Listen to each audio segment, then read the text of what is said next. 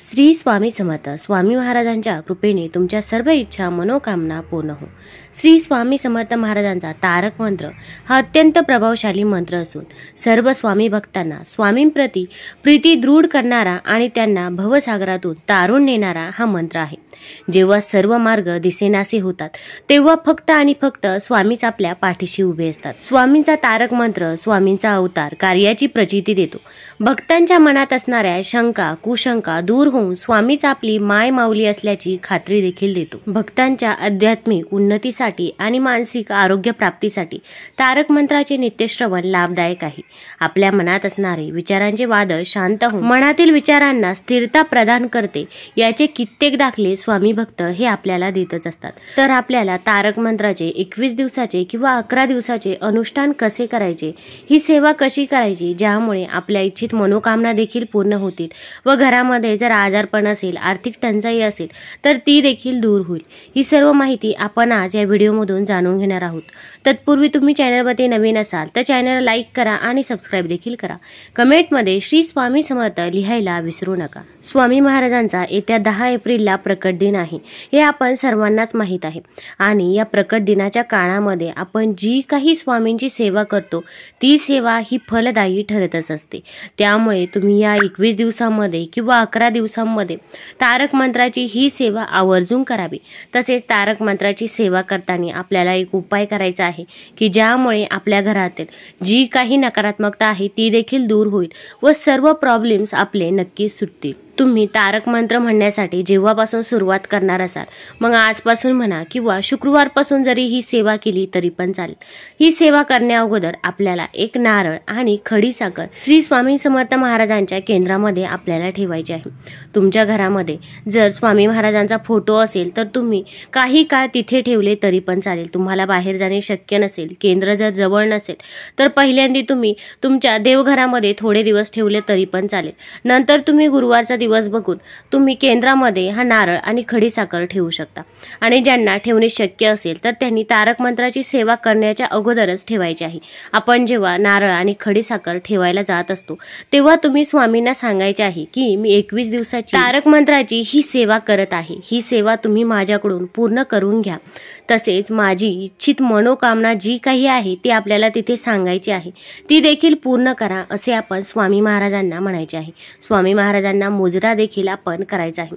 त्यानंतर घरी आल्यानंतर आता आपल्याला संकल्प देखील करायचा आहे। उजव्या हातामध्ये थोडेसे तांदूळ घ्यायचे आहे, थोडंसं शुद्ध जल घ्यायचं आहे आणि एक फूल घ्यायचं आहे।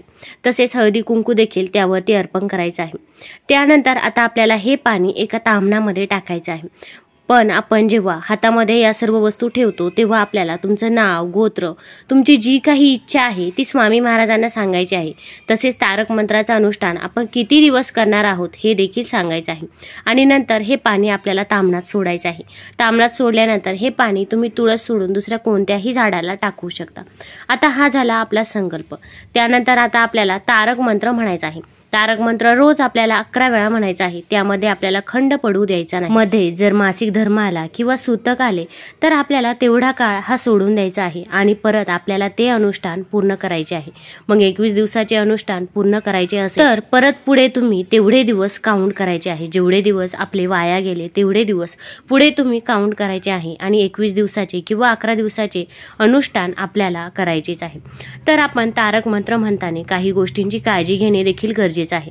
तारक मंत्र म्हणण्याच्या अगोदर आपल्याला एक पाण्याचा ग्लास भरून घ्यायचा आहे किंवा तुम्ही एखादा तांब्या भरून पाणी घेतले तरी पण चालेल। पहिल्यांदा स्वामी महाराजांजवळ एक शुद्ध तुपाचा दिवा प्रज्वलित करायचा आहे किंवा तुम्ही तिळाच्या तेलाचा, मोहरीच्या तेलाचा दिवा देखील प्रज्वलित करून घेऊ शकता। नंतर आता आपल्याला तारक मंत्र म्हणण्यासाठी सुरुवात करायची आहे। तारक मंत्र म्हणण्याच्या अगोदर आपला जो काही उजवा हात आहे तो आपल्याला त्या तांब्यावरती किंवा ग्लासावरती ठेवायचा आहे आणि आपल्याला तारक मंत्र 11 वेळा म्हणायचा आहे। आपण जेव्हा म्हणत असतो तेव्हा एकदम आपण श्रद्धेने म्हणायचं आहे, म्हणजे स्वामी महाराज अगदी तुमच्या समोर आहे असे आपण गृहीत धरून तारक मंत्र म्हणायचं आहे। मग ती सेवा जी काही करत असतो ती सेवा फलदायी ही ठरतच असते। तसेच आपण जो तारक मंत्र म्हणत असतो त्या अगोदर आपण आपल्या खाली बसण्यासाठी आसन हे जरूर घ्यावे। तुम्हाला जर खाली बसणे शक्य नसेल तर तुम्ही खुर्चीवर बसून देखील तारक मंत्र म्हणू शकता आणि आपला जेव्हा तारक मंत्र म्हणून होईल त्यानंतर हे जे काही पाणी आहे ते साक्षात तीर्थ तयार होईल। त्यामध्ये सकारात्मक ऊर्जा ही संचारेल, तसेच सकारात्मक ज्या काही लहरी आहे त्या पाण्यामध्ये येतील। त्यानंतर आपल्याला हे पाणी मुलांना ग्रहण करायला द्यायचं आहे, पतीला ग्रहण करायला द्यायचं आहे, किंवा तुम्ही ज्यासाठी इच्छित मनोकामना केली असेल त्या व्यक्तीला तुम्ही ग्रहण करायला द्यायचं आहे। अगदी तुमच्या घरातील सर्व व्यक्तींनी हे पाणी ग्रहण केलं तरी पण चालेल, कारण की यामुळे आपल्याला साक्षात स्वामी महाराजांचा आशीर्वाद हा मिळणार आहे। तसेच काही व्यक्ती जर घरातील ते पाणी ग्रहण करण्यास मनाई करत असतील तर तुम्ही त्यांना न कळत हे पाणी प्यायला द्यायचं आहे। मग तुम्ही पाण्याच्या हंड्यामध्ये देखील हे पाणी ओतून ठेवू शकता, नंतर तुम्ही त्यांना ते पाणी देऊ शकता। तसेच जे काही उरलेलं पाणी आहे ते आपल्याला घरामध्ये शिंपडायचं आहे। मग घरामध्ये, बेडरूममध्ये, किचनमध्ये, गॅलरीमध्ये आपल्याला प्रत्येक कोपऱ्यामध्ये हे पाणी शिंपडायचं आहे।